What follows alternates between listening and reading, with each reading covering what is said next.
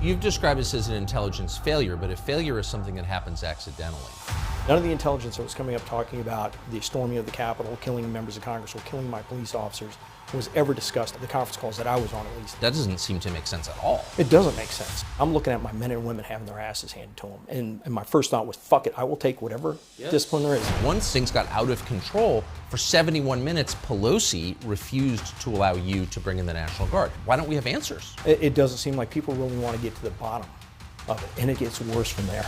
I had a conference call with the leaders of all the law enforcement. It was a call I coordinated. Not one person on that call talked about any concerns for the intelligence, the attack on the Capitol that we were seeing that was out there. That's what's scary. This sounds like a setup to me. I'm sorry, it does. New Jersey State Police beat DC National Guard to the Capitol. Wait, cops drove from New Jersey before the National Guard could get from the Armory on Capitol Hill to the Capitol. Why isn't this story everywhere? I have no idea.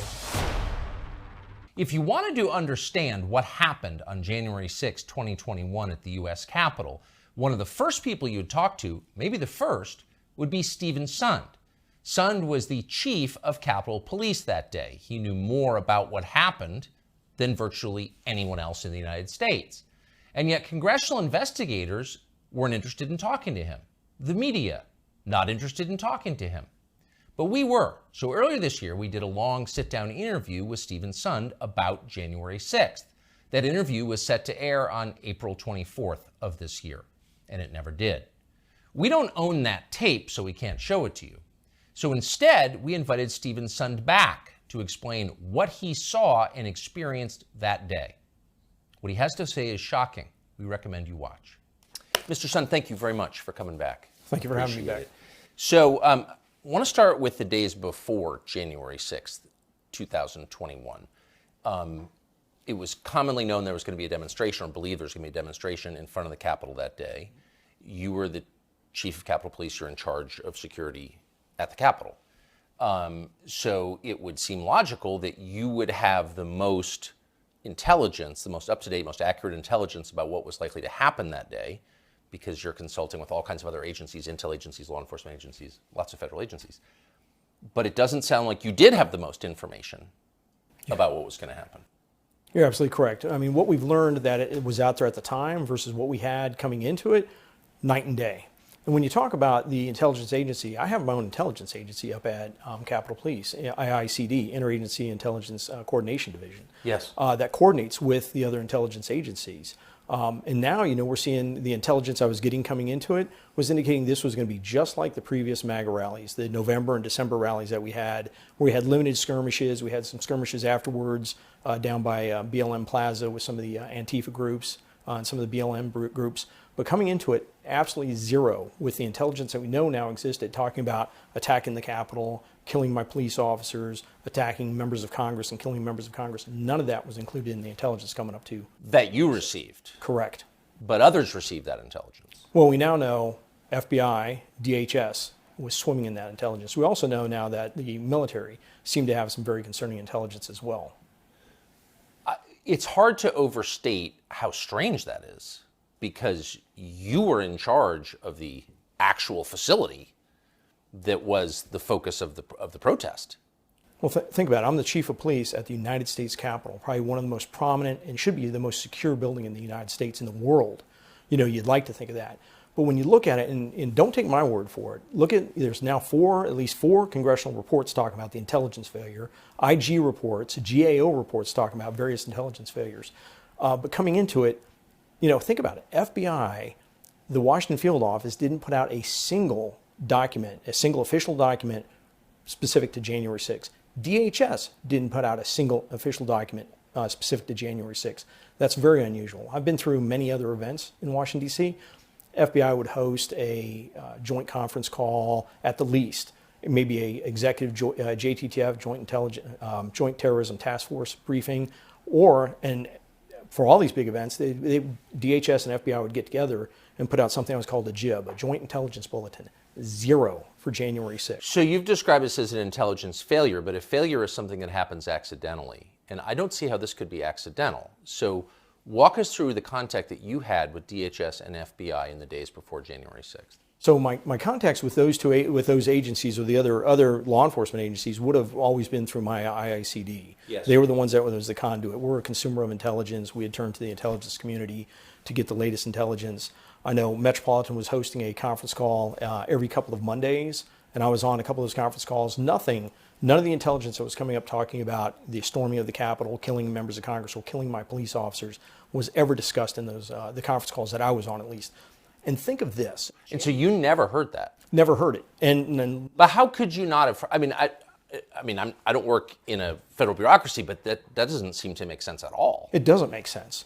Think about this. On January 5th, the day before the attack at 1 p.m., I think it's 1 or noon, I had a conference call with the leaders of all the law enforcement, Conti from Metropolitan Police Department, Steve D'Antuono, the director of the Washington Field Office for the FBI. Nobody from DHS was on. I hadn't thought about that, but all the law enforcement that was down there. I had the Military District of Washington, General Omar Jones, on the phone with me. I had the head of the National Guard, General William Walker, on the call. It was a call I coordinated.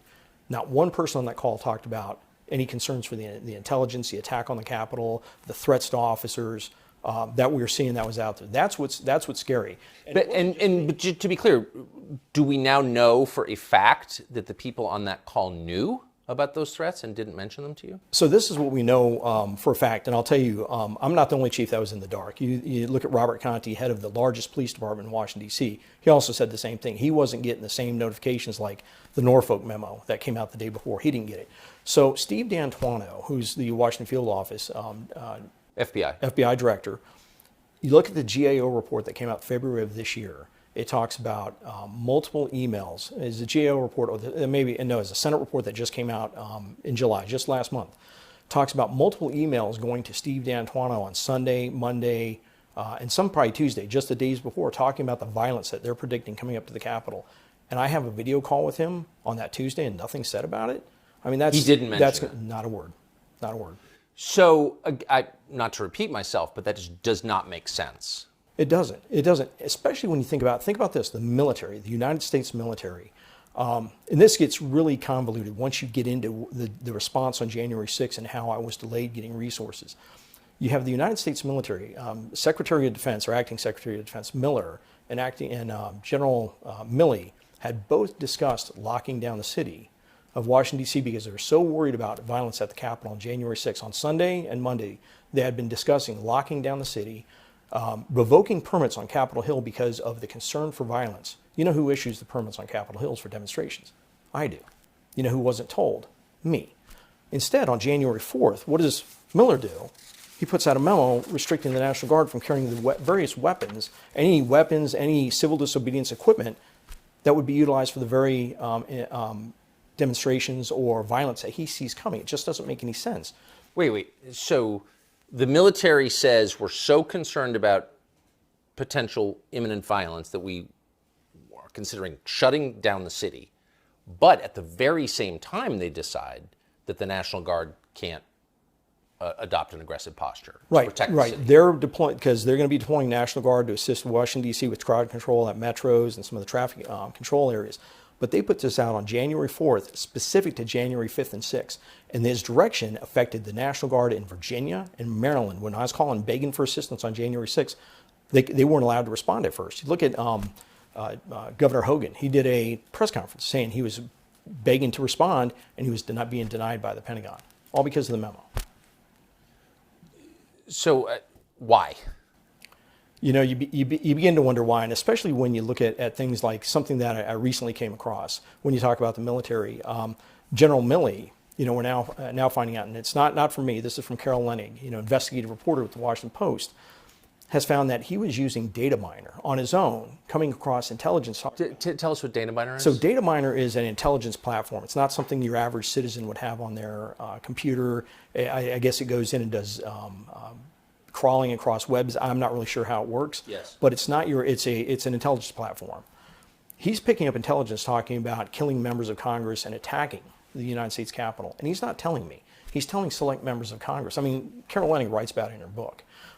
That's concerning as hell, because as the chief of police, you know, there's a duty to warn there, and I should be told so I can take the necessary action. I don't know who else he was telling, but he sure wasn't telling me. again, what could possibly be the explanation for that? I'm not really sure. People But are. you've done this for over 30 years. You're very familiar. You've been in law enforcement in D.C. specifically for over 30 years. So you know how the city runs. You know how the federal agencies respond to protests. This is not the first violent protest. Not at all. There have been many. I've done many national special security events, and this was handled differently. No, the intelligence, no jib, no coordination, no discussion in advance. It's almost like they wanted it to be watered down, the intelligence to be watered down for some reason. I talked about a little bit in the book that maybe they were concerned for the Trump invoking the Insurrection Act, and they're worried about that. But I've had people, there's other, thoughts out there. But luckily we still have people investigating this because I still think there's puzzle pieces missing. Someone's going to find out what's really behind all this because it wasn't right the way the intelligence was handled and the way out we're set up on the Hill. Big picture, just to restate, you've seen many things like this, and as you just said, this was very different. This was handled very differently. By whom? By the intelligence. I'd say one, by the intelligence agency, two, by the military. So the reason why I say the military, think of this. By federal law, Congress passed a law that requires me to go to the Sergeant Arms Capitol Police Board in advance of an event and to request federal resources such as the National Guard. So Congress passed a law. It's 2 U.S. Code 1970. Look it up. Just make sure you look it up before December 22 when they changed it. So what was in effect on the 6th, that requires me to go and get approval for bringing in National Guard or federal assistance in advance. I have to go to the Capitol Police Board and get approval from congressional leadership in advance, like I did on January 3rd. I'm denied twice because of optics and because the intelligence didn't support it. So think about that.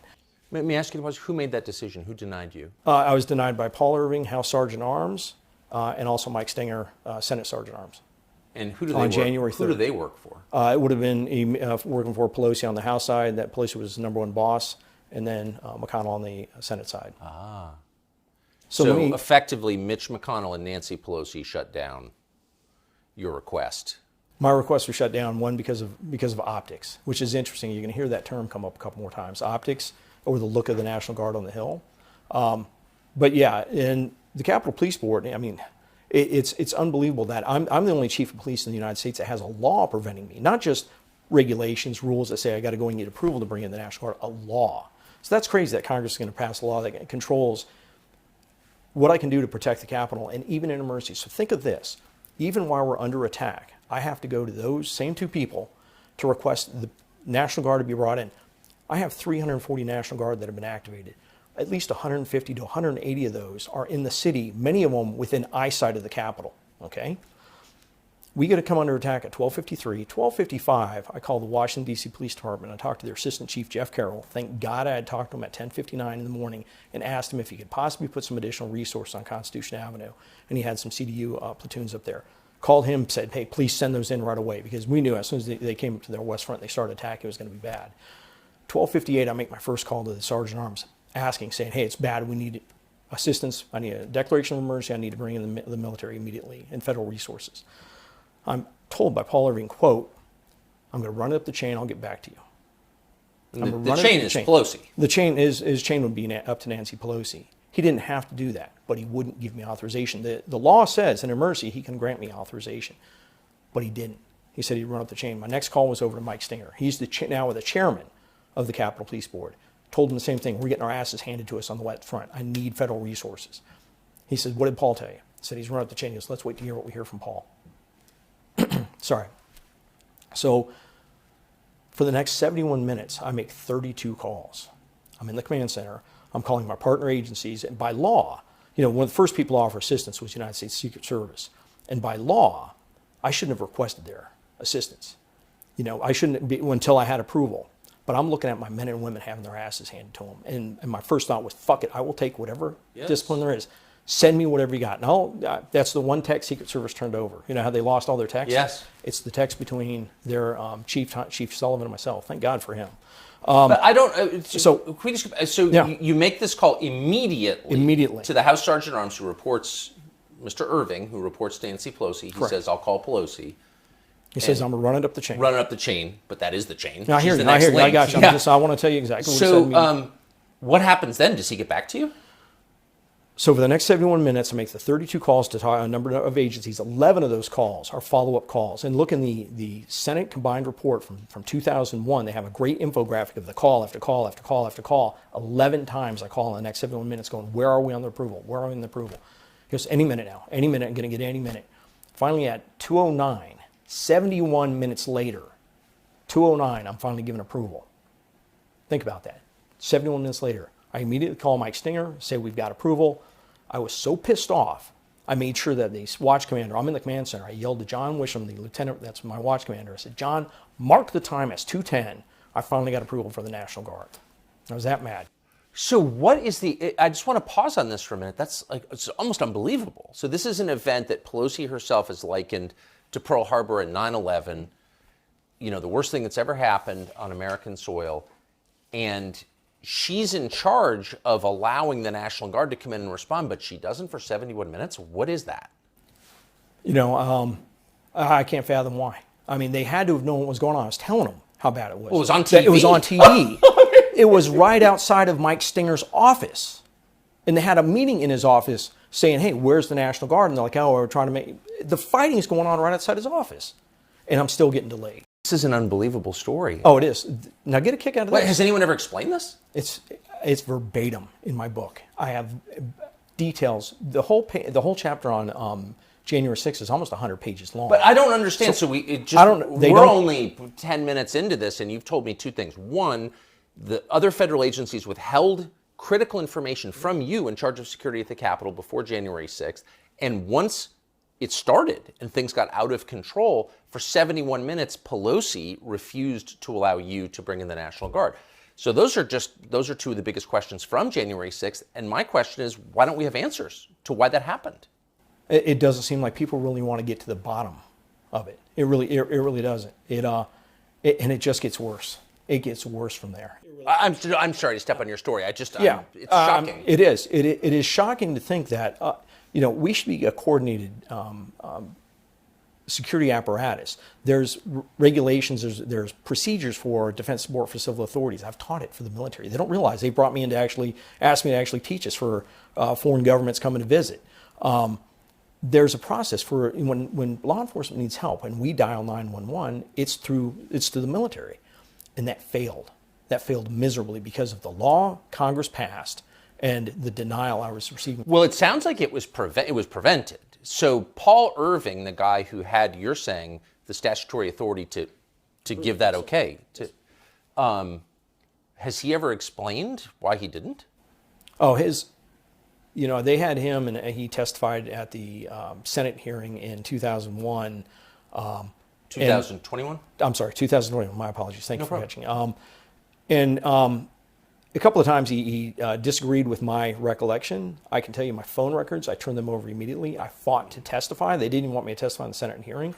I fought to testify. Why wouldn't they? Oh, there's so much here. Who didn't want you to testify? So when You're the chief of Capitol Police on January 6th. I mean, you and me are on lockstep with this, and my story hasn't changed in 2.5 years. So when they first put out the notice and they were talking about having the hearing, it was only for current employees that were still in place. No one that was no longer in place in their position in security. So think about that. Initially, when they put out the request to have they were talking about having the hearing, it would have excluded Paul Irving, would have excluded Mike Stinger, and it would have excluded me. Only 3 people. The 3 people at the top of the security apparatus. So the Democrats, I think. Well, it was joint. It was a combined joint. I hear you. I'm sorry. You're absolutely right. Yeah. Of course. The Uniparty intentionally excluded the 3 people who would know the answers to the key questions. Yeah, the original plan was to exclude them. I immediately called somebody I knew on the Rules Committee and said, please let me testify. I will be there in person. And I still remember, she said, you'll show up in person? I said, I promise you, I will be there in person. I want to testify. And I was the only one that showed up in person. It just seems like the denial of your request to have National Guardsmen who are within eyesight, you saw them, to have them help, that's a pivotal moment on that day. Mm-hmm. And we know the name of the man who made that decision, and we still don't know why he made that decision. And that's just shocking to me. Has he ever answered that question? No, he's never answered that question specifically that I'm aware of. And I do know when they were talking about the J6 committee coming out, I think it was Representative Benny Thompson that had said Speaker Pelosi is off limits. So they wouldn't get any of her records or phone records. What do you mean she's off limits? I believe that was one of the things he said, that her coming into this was she was off limits to the inquiries of the January 6th. Well, she was running the House that day. I hear you. If we're truly trying to get to the bottom of this, trying to find out what happened. Other than that, Mrs. Lincoln, I mean, that's insane. You would be getting everyone's records. I've been forthright. All my phone records have been turned over. And like I said, there's a description of all the numerous calls I made requesting approval. Think about it. In that 71 minutes, I called in 17 police agencies, 1,700 officers to help us get the Capitol back. And I also made those 11 calls trying to find out where. You are as precise as an airline pilot in your recollection of things. So yes, I think everything you have said is provable. I mean, these are not. The book's all based on fact. You can go through it. I reference all the facts I have, footnote. You get access to a lot of the intelligence. I mean, it's fact. And my story hasn't changed in 2.5 years. So I'm just to circle back to this Paul Irving, who played a pivotal role, I think whose name is unknown to most people, even people who follow what happened on January 6th. What happened to him? No idea. He disappeared shortly thereafter. Haven't heard much from him. Had a couple of conversations with Mike Stinger before he passed away, but nothing from Mr. Irving. So he was House Sergeant at Arms, and then when did he leave after January 6th? So it's interesting. So he officially left the 7th, but his signature is on a document making my assistant chief of intelligence the chief of police on the 8th. It's kind of weird the way it worked, but so I guess he was out the 7th or the 8th. Was he close to Pelosi? Oh yes. Was he? Oh yeah. He was a very loyal. It's interesting. He was able to go between Republican and Democrat pretty well. He knew how to Not a play huge the political difference game on some level. But he was extremely loyal to Nancy Pelosi. And it's unclear what happened to him after he left. No idea. The Capitol. Yeah. Has he done, to your knowledge, we haven't found any, but interviews about not that I'm aware of. No. Was he called to testify before the January 6th committee? Do you know? I believe he was. I believe there may be. I'm just drawing a blank right now. Written testimony of his. I know he was one of the two that showed up in 2021 for the Senate hearing. He was on video. So was Mike Stinger, and they were asking him about his recollection of when I called him, and he was like, I don't recall that. Now I had my first timing wrong when I went and asked for the initial National Guard. I originally thought it was January 4th, which was Monday, was January 3rd when he denied me the first time. Even though he apparently, or certainly federal agencies, had intel suggesting this was going to be a bigger than normal protest and could be violent. Absolutely. Now, when you look back and you see some of the intel that was out there, and I reference a lot of it in the book, there's intel talking about going up and killing the palace guards. Those are my officers. There's intel talking about using chemicals at some of the entry points. There's intel indicating that they've done surveillance on some of the entry points at the Capitol. None of that's been included. They talk about burning down the Supreme Court. They talk about different attacks on different members of Congress. And they talk about storming the building. Not a single word of that is included in any of the intelligence assessments. And a matter of fact, my intelligence unit is putting out documents on the 4th, 5th, and 6th indicating a low probability of civil disobedience. What? Yeah. So, I mean, if you were, and I'm not, but if you were conspiracy minded, you might think that certain agencies concluded there was likely to be chaos at the Capitol, and that served their political purposes, and so they let it happen, and they prevented you from stopping it.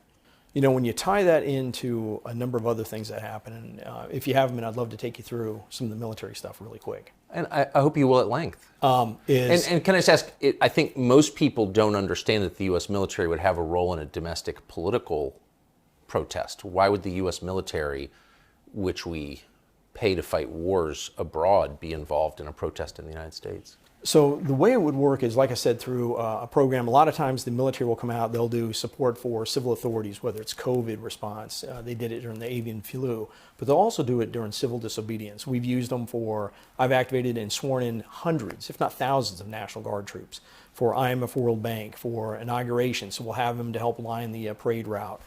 just to help us fortify the perimeter. Sometimes they'll have what their QRF, quick response force, in reserve in case we need additional civil disturbance support. So that's how they'll kind of support law enforcement. So 340 were activated for traffic control and management of crowds around like metro stations, so they weren't backed up and stuff like that. Not for specific civil disobedience. So we knew we had National Guard in there. And the Defense Support for Civil Authorities program is, if we become overwhelmed, our backstop for law enforcement, and I used up all my resources, and I was overwhelmed, would have been the military, specifically the National Guard.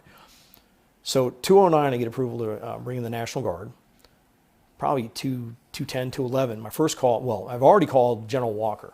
Called General Walker at 1:51. I was like, I can't wait any freaking longer. I call him, I said, send me the National Guard as quick as you can. I'm going to get approval any minute, because he asked, do you have approval from the Capitol Police Board? And I said, I'll have approval any minute. Please just get them coming this way. So they're within eyesight. Shortly after 209, I talk to them. 2:34, I get a notification to get on the call with the United States Pentagon. I have to sell my request for the National Guard. I'm on the call with a Lieutenant General Piat, trying to make sure I have his name pronounced right, and a General Flynn is on the call. And it's mainly Piat that I'm speaking with. I get on the call, Mayor Bowes is on the call, Chief Conti's on the call, and I said, I need the National Guard immediately. This is an urgent situation. I still remember saying urgent twice. This is urgent. And they got to be looking at the same TVs I'm looking at. I need the National Guard immediately. You know what his response is? Don't like the optics of the National Guard on Capitol Hill. He goes, I would rather have your officers in the fight and we can backfill your officers somewhere else. I said, I don't have that option. All my officers are in the fight. He goes, I'm telling you, I don't like the option of the National Guard. I don't like the optics of the National Guard on the Hill. I said, sir, we're having our asses handed to us. This is life or death. I need assistance immediately. And I still remember, he said, my recommendation is not to support the request. And I still remember Robert Conti going, whoa, hold on. You're denying the chief of the Capitol Police? And he comes back and says, not that we're denying him. I just don't like the optics of the National Guard on Capitol Hill. And he goes, and he goes back to that again, I'd rather backfill your people. I said, sir, I don't have that option. This sounds like a setup to me. I'm sorry, it does. It gets better. So I beg, and he goes, well, I'm going to walk down the hall and we'll talk to the Secretary of Defense or whoever he's going to talk to. Right then I get notification. So I'm still on the call. We have the shooting of Ashley Babbitt. And I said, we have shots fired. I still remember yelling over the phone. We have shots fired on the U.S. Capitol. Is that urgent enough for you now? Hang up the phone, because now I got to start making my notifications. I got to call the Sergeant Arms saying, hey, we got what looks like maybe a confirmed shooting. Do you know when the National Guard finally arrived? 6 p.m. 6 p.m. they're sworn in on post. Do you know those National Guard, the 150 to 180 that are within eyesight of the Capitol? You know what they do with them? They put them in vehicles, drive them around the Capitol back to the D.C. Armory. You know where the D.C. Armory is. It's far away, yeah. Washington, Yes. White House is on one side, United States Capitol, D.C. Armory almost equidistant on the other RFK side. Stadium. Yeah, over by RFK Stadium. They drive them back then, and they send me in the evening troops. Not really. Can you frickin' believe it? No, that's real. That's real. And you know what else they do? While I'm begging for assistance, the Pentagon's sending resources to generals' houses to protect their homes, but not me. So you begin to think, it seems a little conspiratorial. I can see where I'm not a conspiracy theorist, but I can see where people begin to go down that rabbit hole real quick. That rabbit hole? I mean, I don't know what the other conclusion is. Because, look, under pressure, people make mistakes and make bad decisions. But you're describing a systematic denial of intelligence and then of support, defense, through a whole bunch of different agencies, a whole bunch of different people, all reaching the same baffling conclusion that we're not going to protect the Capitol. Right. Multiple agencies with people with extensive experience, and you're getting this type of response. And when you look at the level of intelligence, it's baffling that nobody put anything out ahead of time. Maybe it's not baffling. I mean, remember, this was the end of the Trump administration. A month, almost 2 months into a contested election. This is a politically charged moment with ramifications that we're now living through. But there's a lot at stake here. This is not just your average protest, correct? Correct. There is. Did you feel that? Did you feel a political vibe coming off these decisions at the time, or were you just so in your law Oh enforcement? no, I was looking at the cameras that were surrounding me with my officers, the men and women of the Capitol Police and the other law enforcement agencies, in a fight for their life. All I wanted to do was get them resources. I hadn't even sat back and at that point started thinking about the political aspects of it. I should say, just because this is our second conversation, and I feel like I know you at this point. You're not political. I mean, you were a beat cop who rose and became a chief of police, a very prominent one. And so, but you never, you weren't like working in politics on the side like a lot of these people. No, and you'll find if you look through it, and I talk about it in the book, I try and be as apolitical as possible. I can tell. Because I think that is extremely important in the application of law. I'm a rule of law type of guy, but especially being in Washington, D.C. in special ops, we did demonstrations all the time, First Amendment activity. You have to be apolitical. You got to go in. It doesn't matter. You have a right to First Amendment freedom of speech. It doesn't matter if I agree with you or not, but I have to take an apolitical approach to provide you security. And I believe it's important. You don't need to know what the political leanings of a cop are that's stopping you on a traffic stop. You shouldn't. You should never know that. So I'll always be apolitical when it comes into law enforcement because that's how it has to be. Amen. So by the time the National Guard actually show up at 6 p.m., they're not needed, correct? The fight's over. So the whole time they were concerned about the optics of the National Guard showing up. They show up. I have an official swear them in as special police officers. They take them. They line them up with their shields. All the protesters are off. They line them up with their shields, and they take a couple of pictures for military magazines and stuff like that of them lined up with the Capitol in the background. The very optics they said they were so concerned about. They took pictures from military magazines? Think about it. You can look it up. You can look up on some of the, go online, look like up. we're the heroes of January 6th? Hey, we're the heroes of January. Yeah. So, and I appreciate my men. I come from a military family. I appreciate the men and women in military. And I will tell you, when they finally showed up, New Jersey State Police beat them to the Capitol before the D.C. National Guard arrived at the Capitol. I had D.C. National Guards, men and women, that were infuriated. They were so pissed off that they weren't allowed to respond. They were extremely upset. Wait, cops drove from New Jersey Yes, sir. before the National Guard could Yes, get from I'd put the out- Armory on Capitol Hill to the Capitol? I'd put out a request, a mutual aid request that went all up and down the National Capital Region, went up to. Why isn't this story everywhere? I have no idea. General Walker even said, he called me up, he said, Steve, I felt so bad. I pulled up on the scene. He's the head of the D.C. National Guard. He said, I pulled up on the scene and the New Jersey State Police beat us to the Capitol. He said he wasn't allowed to go. He repeatedly wanted to go and the Pentagon wasn't allowing him. And yet the Pentagon celebrated the guardsmen who showed up at 6 p.m. when everything was done as heroes. Meanwhile, they send other guardsmen to protect the homes of generals. Yeah, they send other resources. I don't know if they're Guard or Pentagon Force Protection or what, but the kicker is this. The Department of Defense, and they interviewed me. I would have been interviewed by anybody because I'm telling the truth. They interviewed me. I provided them all my phone records. They were part of all the records. They put out a report saying the actions of the United States military was appropriate considering the circumstances. Was appropriate? It's online. Yeah, go look up the. No one apologized. No one apologized. They said No one was fired. Their actions were appropriate. They had an emergency response authority under DISCA to respond immediately, and they didn't. Do you think that the Pentagon was gathering intelligence before and during January 6th? Well, when you look at the fact that, Milley and Miller, specifically Milley was talking about locking down the city, he had to have some pretty damn concerning intelligence. That's a pretty big stretch for the government, for the military to talk about locking down the capital city and revoking First Amendment permit. In a democracy, that would be a big step. I mean, that's a big stretch. It's close to a coup, actually, at that point. And then when you hear, about some of the stuff he was getting online and he was only talking to members of Congress, it raised a lot of concerns. Does the Pentagon, does Defense Intelligence Agency have undercover intel operatives that you're aware of? I have no idea. And I think it is important, since you bring up the intelligence, it's important for people to realize, again, as the United States Capitol Police, we're not part of the intelligence community, the technical IC.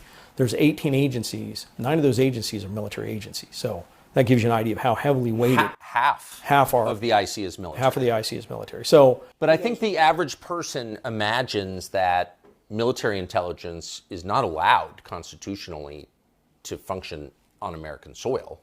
yeah, you'd think, I don't know Because we're not ruled by a specifically. junta. Yeah, I mean, I don't know the specifics, but you'd think But that it in would your be. career, have you seen evidence that the half of the IC, half of those 18 intel agencies, the military ones, are working in the United States? I've never received, in my times of doing special events, demonstrations, intel briefings, I've never received intel from the military. So it's always been, the DHS, FBI. It's always been those folks. Never anyone said, "Hey, we got this from military intelligence." So, in the aftermath of January 6th, there's been a huge debate over to what extent, there were federal agents or people who are working in some way for federal agencies in the crowd.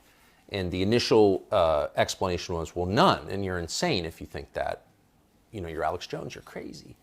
And then over the last couple of years, we've seen people in authority confirm, actually, yeah, there were a lot in the crowd that day. I mean, that's now a fact.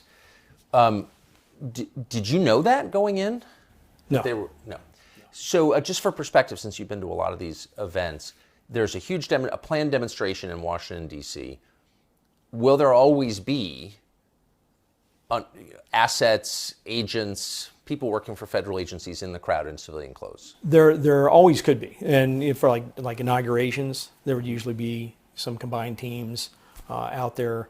One for communications, but just for situational awareness. So it wouldn't be surprising. 4th of July, different things like that, where you have threat pictures or concerning threat pictures. And what does that look like? Does that mean FBI agents dressed in Dockers and tennis shoes trying to? Well, it'd just be plain clothes. Plain clothes to blend in. So that wouldn't be unusual, and it'd be just standard police work. That'd be good police work. So coming into January 6th, and I talk about it in the book with the fact that shortly after January 6th, I'm driving through Loudoun County. I just talked to somebody from the Hill, and I get a call from overseas, and it's press. I don't remember what it was. It's somebody from Great Britain, and they start asking me about feds in the crowd. And I was like, no, I would have been told. I said, no, we're getting word that there was feds in the crowd. And I said, no, I would have been told. I've got lots of friends with the Bureau. They all have my cell phone number. They would have told me. Thinking about that, and Jill Sanborn's testimony in 2021, where she said they were taking overt action to keep certain people from coming to January 6th to Washington, D.C. That's big for FBI to start taking overt action. I mean, that's not covert, overt. That's a big deal. Fast forward to February of this year, 2023, in the GAO report that says on January 3rd, the FBI was tracking 4 domestic terrorists that were talking about coming to Washington, D.C. The Washington Field Office, their AOR, Area of Responsibility. By January 6th, they were tracking 18 or 19, it's in the GAO report, domestic terrorists. So think about that. They have 18 or 19 domestic terrorists coming to this event. So of course they're going to have resources on them. And they're not, you're not going to be just putting one agent. You're going to have multiples. So it'd be multiple with that. And I don't know how many they actually had coming here. So that would be regular standard police work. So I wouldn't be surprised by that, but not to share that in the intelligence, that's concerning. So, I mean, it seems like common sense suggests anyway that you would have to tell the chief of Capitol Police that, hey, we've got our guys in the crowd. Like, just because, I mean, you would want to know the difference, correct? You would absolutely want to know the difference. And, deconfliction, you want to have things right. like that. A lot of the folks will already know there's a lot of standard procedures for ways you deconflict, so you don't have blue on blue type of situations. You'll have that. I will say this, and just really quick. So that would just to, because you have perspective, that would be the conventional way the by the book way to do it. FBI would call you and say, hey, we're worried about people in the crowd, and we've got our guys there too. Here's who they are. Yeah, so just to deconflict operations, they wouldn't necessarily call me. They might call my deputy chief that's in charge of my intel and their sure, but they would people. call Capitol Police. You would coordinate. You coordinate with DC Police. You'd coordinate with Park Police. You'd coordinate with Secret Service, just so everyone kind of knew what was going on. And really quickly, I do want to say this. Nowhere do I want to imply or indicate that I feel that agents instigated this or in any way like that. I'm never saying that. I haven't said that. And a lot of these agencies came to my defense on January 6th, FBI, yes. Secret Service, stuff like that. So we just want to make sure that's clear. But there would have been some coordination. And when you look at it and you think with the intelligence coming in, if you think there's 19 domestic terrorists coming to Washington, D.C., somehow that would have been included in some type of report. And when you look at the FBI's procedures, policies and procedures, and again, go online, Attorney General's guidance for domestic operations of the FBI specifically says the FBI is to do an assessment which includes intelligence assessments of events that they're identifying as being the target of possible threats and possible violence. I think that would have been the United States Capitol on January 6th.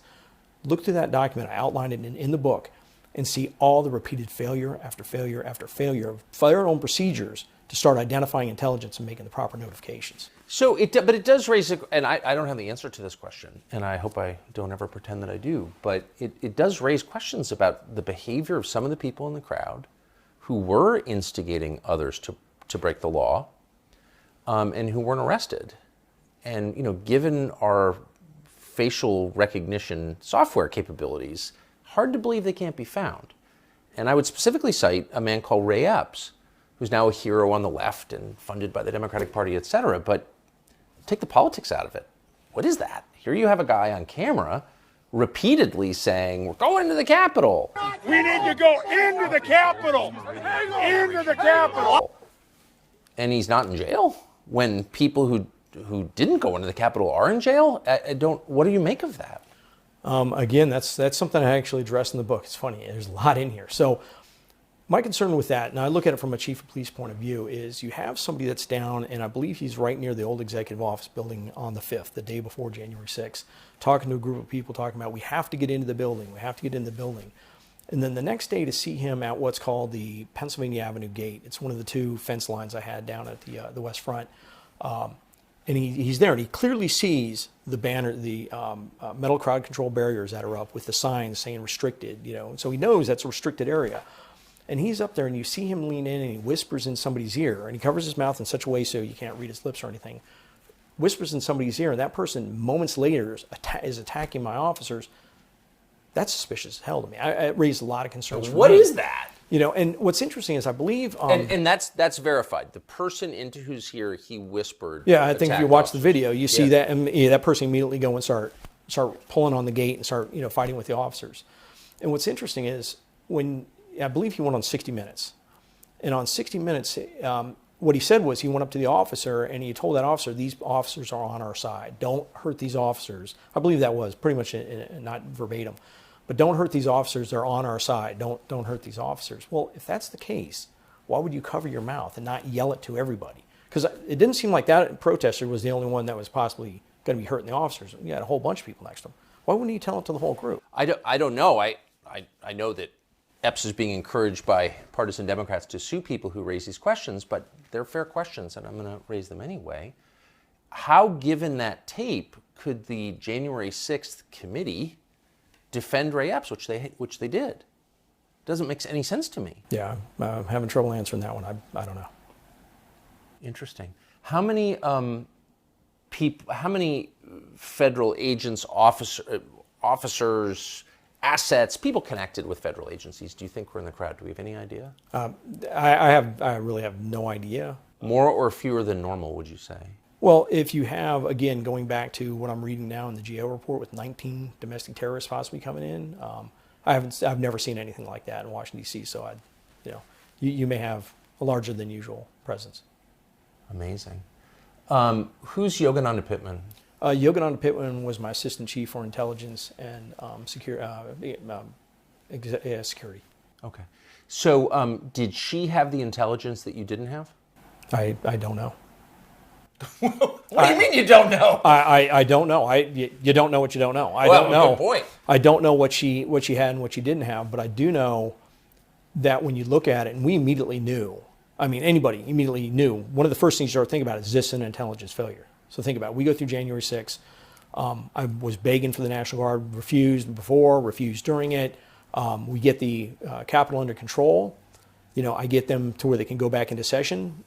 7:30. They elect to go in at 8, and then the House goes in at 9. But nonetheless, so think about this. The very next day, less than 24 hours after we got control of the Capitol, Nancy Pelosi goes on national TV, blames the leadership at the top of Capitol Police, calls for my resignation on national TV, and then lies about me. Okay?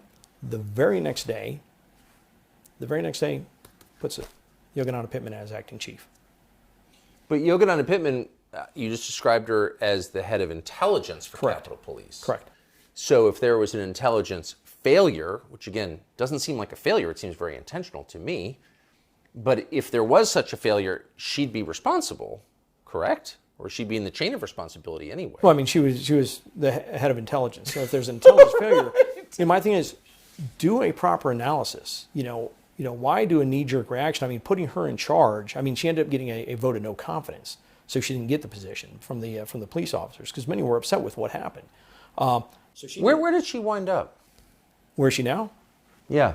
She's chief of police for the University of California, Berkeley. Interesting. So right across from Nancy Pelosi's district. That is correct, in the sir. Bay Area. That is correct. So you just kind of take the Bay Bridge over there, and that's where she is now. What does that position pay? Do you know? I think it pays pretty well. There was, Pays extraordinarily well. I'm sure it pays. I'm sure it pays pretty good. It's interesting. There was a hearing just recently that was on TV. You can look at it, where the chief of police, Tom Manger, was asked about her position. It turns out that she was given some type of a secret leave so she could start her job on February 1st as the chief of police and not retire from the Capitol Police for months later.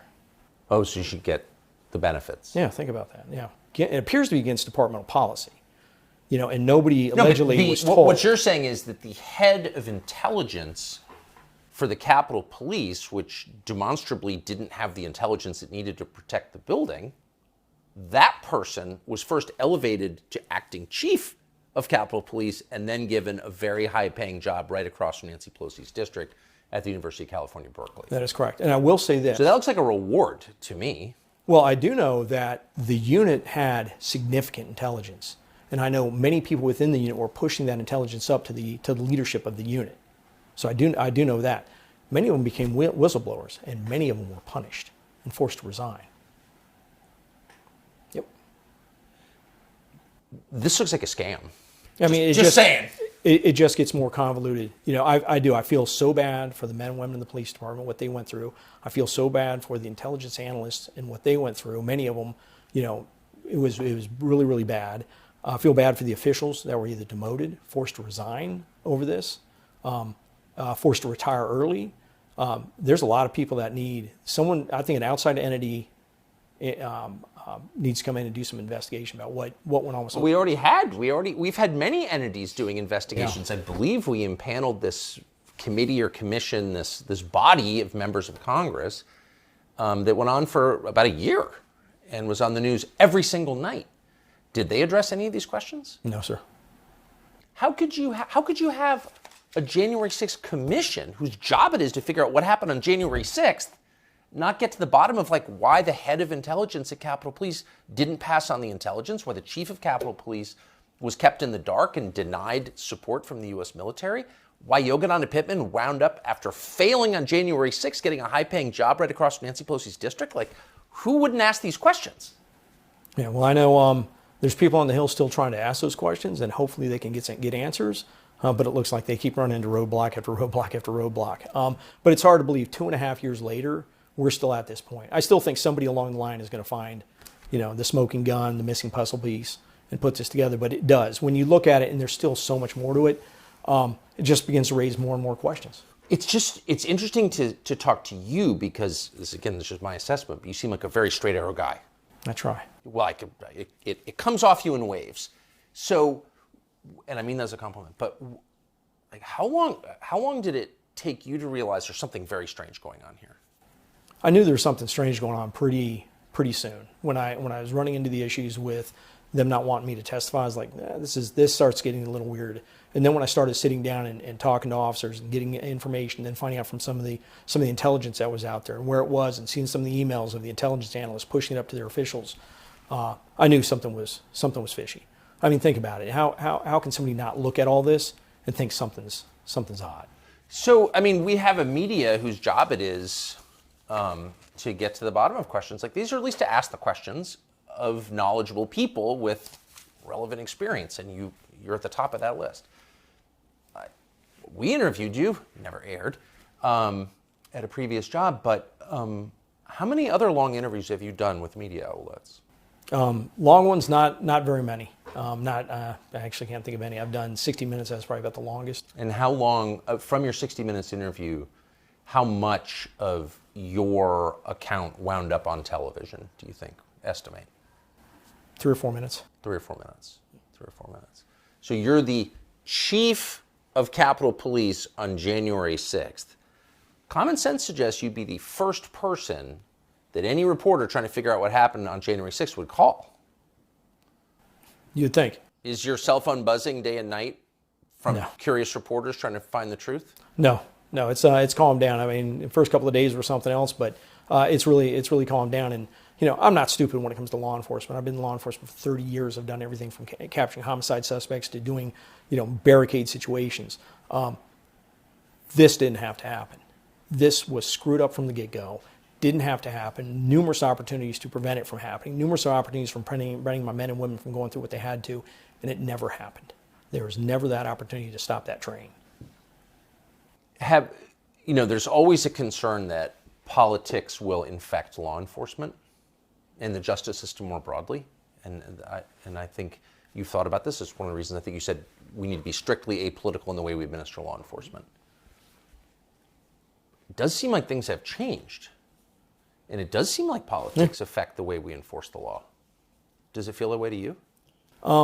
Yeah, and again, that's one of the things many things that are in here. I talk about the 2020 riots versus the January 6th attack. The riots in front of the White House where famously St. John's Church was set on fire. Oh, White House, across the country. I talk about the White House, and I talk about an agency that was formed by Congress specifically for the protection of the United States president, the Washington, D.C. Police Department. The White House is under attack, and they are prevented. They are prevented. I know it's not from Chief Newsom. It's from his, he was the chief at the time. It would have been from above him. They're prevented from going on White House grounds and helping the United States Secret Service with defending the White House. So think about that. Who made that decision? Again, all I know is, Newsom's hands were tied. So Mayor Bowser, higher? I don't know. But think about that. Somebody told and there was real rioting. In fact, I think that more officers were injured at that riot than were injured on January 6th, I think. Yep. Again, don't take my word, GAO report. More officers injured at the protests up by the White House than on January 6th. And I'm told by Park Police, all charges were dropped, according to the fighting at Lafayette Park and at the White House. There were Secret Service agents bloodied and battered over there. There was a number of federal agencies that were hurt. Structures set on fire. They tried to light the Hay Adams Hotel on fire that was occupied. Think about that. Charges dropped. No such situation. I mean, when you look at the disparity of how justice is being applied, again, that's scary. That becomes really scary when it becomes politicized like that, and that's what appears to have happened. I mean, it sounds like Trump is the key to all of this. If Trump hadn't been the president, responses would have been very different, don't you think? I mean, if Barack Obama had been president, do you think that someone would have told MPD, the Washington, D.C. Police Department, they couldn't protect the White House? Again, I protect the White House. I see what you're saying there. I don't know. I mean, I think not. Look, I mean, it's a hypothetical. I shouldn't ask you to answer hypothetical questions, but it does seems a little amazing. Last question. Thank you for doing this again. I really appreciate it. I think this is important, and I hope that everyone who's interested in January 6th and its aftermath, which really has changed the country, will watch this interview. But looking back after spending your entire life in law enforcement, how have your views changed after January 6th? Yeah, that's a big question. I mean, my views of law enforcement, I still think law enforcement is a very honorable profession. I really, really do. I think it's being screwed up in a lot of cities. I feel bad for a lot of people that are going into it. We need good cops. But right now their hands are being tied. When you look at what law enforcement's going on, I mean, I was just talking with somebody who, one of their officers in Washington, D.C. arrested somebody, went to a scene of a robbery, recovered a weapon, recovered somebody else's wallet in possession with the suspect, made the arrest, papered a gun, went in the person's pocket, and during the search found a loaded handgun, went down to papers, no paper. No paper, armed robbery. Means all charges were dropped. That's bad. That's bad when we're seeing the type of crime that we're seeing in some of these cities, and they're not prosecuting some of these cases. I feel sorry for the officers. It's very dangerous for them. I still love the profession, still love the officers with the Capitol Police, Washington D.C. Police. Still talk to them regularly. They're going through a lot, and I just don't think they're getting the backing they need. No, they're not, and the effects on the rest of us are And we're seeing it.